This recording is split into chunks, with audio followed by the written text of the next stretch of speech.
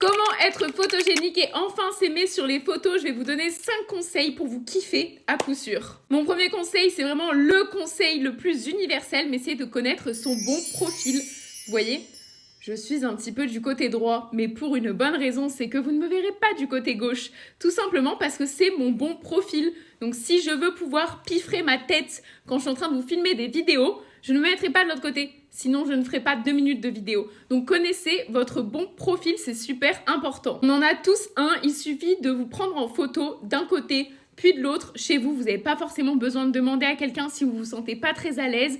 Vous allez vite vous rendre compte de votre bon profil, je vous assure. Maintenant que vous connaissez votre bon profil, mon deuxième conseil est de ne pas vous mettre de face. Alors, de face, le souci, c'est qu'on n'est pas forcément symétrique.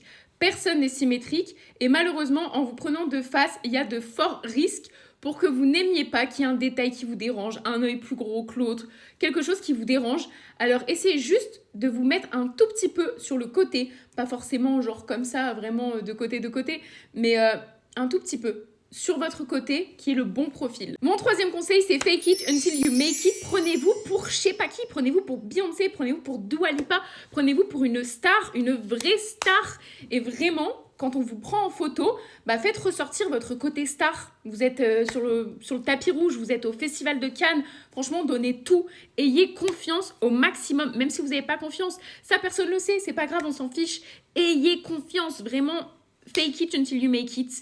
Vous allez voir, vous allez avoir des photos de stars. Mon quatrième conseil est de choisir les bonnes poses qui vont vous mettre en valeur et qui ne vont pas mettre en avant les choses que vous n'aimez pas dans votre physique, enfin sur vous quoi. Si par exemple vous avez un souci avec votre ventre, je sais que c'est le cas de beaucoup de filles, ne prenez pas des poses qui vont mettre en avant votre ventre. Essayez vraiment de trouver des poses qui vont avec votre morphologie et qui mettent en avant vos atouts plutôt que les choses que vous n'aimez pas. Et ça va vraiment se travailler à la maison, entre vous et vous-même, devant un miroir, même avec votre téléphone pour prendre des photos. Il faut vraiment le travailler. Mon dernier conseil, c'est pour toutes les filles qui ne veulent pas sourire et qui ne veulent pas montrer leurs dents parce qu'elles n'aiment pas ça.